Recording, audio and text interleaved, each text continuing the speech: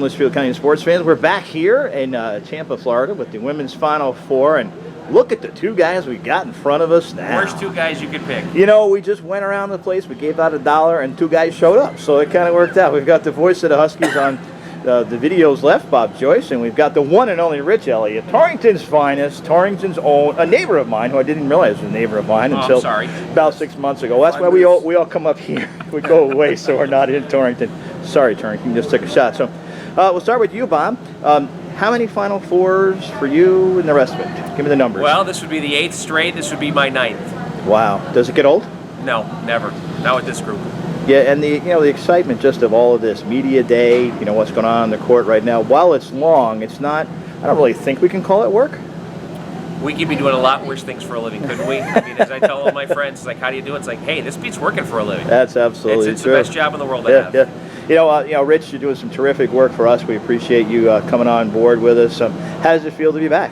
Oh, it feels good. It was quite a shock in January when I was found the unceremoniously. Yes. Found the unemployment line. Yeah. Shockingly, but it was some good people out there. Like especially yourself and Mike DeMoro from New London, who's graciously taking me in and giving me the opportunity to continue what I love to do and keep me out in the field and covering this team. So you're doing stuff for New London. You're also doing stuff for LitchfieldCountySports.com. We got stuff up today. I think we have 5 stories a day, 20 for the whole week. Yeah. And we're still, like I told Bob on the way out here, we're still out of here by 8 o'clock and the pool is still open. Absolutely. You haven't seen the outside since you've been here, right? You said? I have not. I've looked out. I saw Bob chilling at the pool yesterday. That's as close to I've come. First thing my wife said was, flowers. Yeah, right? No snow. Bob, the 4 teams that are here, talk a little bit about them. Start with Maryland tomorrow. Maryland, the Big Ten champions, they come in with a big winning streak. Last time they lost was December against Notre Dame before they played UConn. They've got some very good young guard play, particularly Lexi Brown, who is the daughter of Dee Brown, who played in the NBA. I'm not sure what they're going to have, if they're going to have enough to deal with UConn. It's going to be very tough for them to beat the Huskies. I don't think, like Dayton, I don't think can score enough points to beat the Huskies, but they can certainly pile up the points. They won a tough, low-scoring game against Tennessee to get here to the Final Four. South Carolina, very good team out of the SEC. Dawn Staley's done a really good job. They're fortunate to be here, though. The 2 games in Greensboro, they easily could have lost both to North Carolina and to Florida State. But they've had Tiffany Mitchell at the guard spot. A lot's going to depend on what they get from the post, particularly in the Sunday game against Notre Dame. And when you talk about the Irish, of course, it's not just Jewel Lloyd. It's got to be more than that for them. They need other players to produce. Particularly, they need the post players. Brianna Turner is somewhat of an X factor, at least from a UConn standpoint, because we didn't see her play in the game in December with a shoulder injury suffered against, ironically, Maryland. Taya Reimer's been much better, and according to some of the people that I talked to today at South Bend, they're better defensively and a better rebounding team than they were early in the season. So it'll be interesting to see how things play out, but most people think it will still be UConn and Notre Dame Tuesday night for the championship. From what I remember about a month ago, that's what my friend Mr. Elliott was predicting, Notre Dame and UConn. And what does this UConn team need to continue to do to get to that 10th championship, Regino?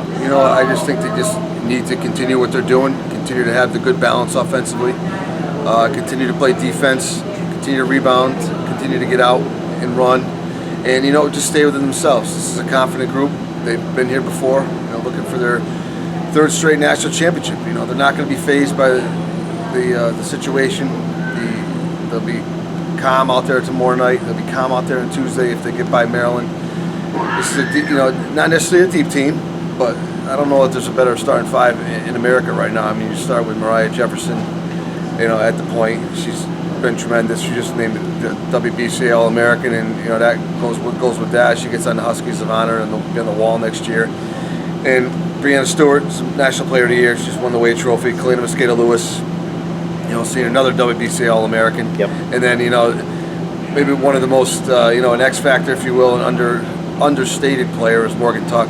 Just what she has meant to this team. Quiet 25 sometimes. Yeah, just being very healthy for the first time. She's able to go out there and show what type of player she is. She's so versatile. She can score inside. She can drift down the perimeter. Mid-range, hit a 3. She really takes a lot of pressure off of Breanna Stewart inside, because you can't really double her because Tuck will burn you inside with with footwork and just her ability to like I said, at the mid-range. Picky poison, right? Bob, part of the fun that I found over our first couple of years is talking with head coach Gino Auriemma, both here at the press conferences and then down the hall, wherever it is. Have you ever seen a more amiable coach as far as giving everybody not just time, but a ton of time? No, I don't think so. And he's as relaxed as he can be in his own shoes. He's a rare breed. He obviously speaks what's on his mind. He's not afraid to say that. He's ruffled even a few feathers this week, heading into a trip to Tampa here. But no, he is as genuine a person as I've ever been around, and he's very cultured gentleman too. I think that's one thing that people don't appreciate enough about Gino. He reads a lot of books about history. He's a big history buff, but boy, is he a great basketball mind. And something that we've even talked about this year. Think about how many times you've ever seen Gino meet with his staff off a timeout. He never does. That's a rare breed these days. He knows what he wants to do and how to do it, and boy, man's just got a great head for the game. Absolutely. All right, gentlemen, we're going to let you get back to work here, and we got more of these videos coming up during the week. That's Rich Elliott and Bob Joyce. Tim Gaffney signing off. We'll see you down the road.